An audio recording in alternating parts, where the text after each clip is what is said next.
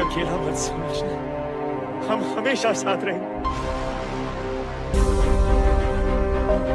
बुराई में ताकत जितनी भी हो, उसका अंतिम संस्कार अच्छा ही करती है।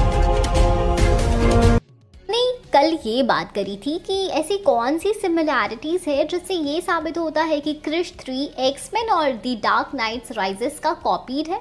और कल हमने कंगना रनौत के काया के कैरेक्टर पर भी बातें की थी और आज हम विवेक ओबरॉय के काल के कैरेक्टर पर बात करने वाले हैं। तो काल इस मूवी का सुपर विलन है और मूवी के फर्स्ट हाफ के दौरान वो एक्समैन के प्रोफेसर चार्ल्स जेवियर के बैड वर्जन की तरह नजर आ रहे थे। बस फर्क इतना है कि काल के पास बाल है, प्रोफेसर एक्स के पास नहीं है। इसके साथ ही प्रोफेसर एक्स की ही तरह काल के पास भी बहुत सारी पावर्स हैं, यानी कि अपने माइंड से किसी भी ऑब्जेक्ट को मूव करने की पावर्स।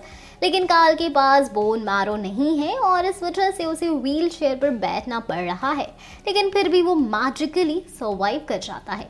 उसके बाद मूवी के सेकेंड हाफ में काल व्हील चेयर से उठ जाता है और फिर प्रोफेसर एक्स से मैग्नेटो में ट्रांसफ़र हो जाता है और वो 28 किलो वाले मेटल सूट के साथ, जिसे देखकर मुझे तो रोबोकॉप की याद आ गई। इतना सब कुछ यहाँ वहाँ से कॉपी करने के बाद भी मूवी के सुपर विलन स्टैंड आउट नहीं कर पाते।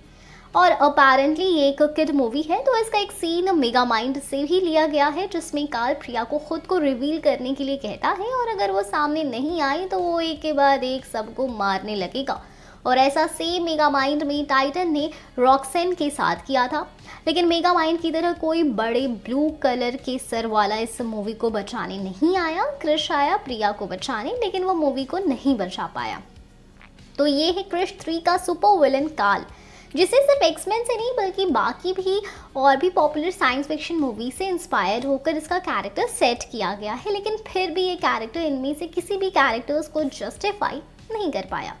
विवेक ओबरॉय को एज विलन लेना एक सही चॉइस थी क्योंकि उनका लुक एंड एक्सटीरियर विलन ज़्यादा था, लेकिन जो मैजिक क्रिश में नसीरुद्दीन शाह ने डॉक्टर सिद्धांत आर्य ने क्रिएट किया था, लिटरली एज अ किड जब मैंने ये मूवी देखी थी तब मैंने इस कैरेक्टर के साथ साथ एक्टर को भी हेट करना स्टार्ट कर दिया था, because he played that character very well. लेकिन काल वो मैजिक क्रिएट ही नहीं कर पाया। तो अब देखते हैं क्रिश 4 में वो मैजिक वापस से नसीरुद्दीन शाह क्रिएट कर पाते हैं या कोई नया विलन आता है। बाबू तो अब कितने एक्साइटेड हो, फिर मिलेंगे, बाय बाय।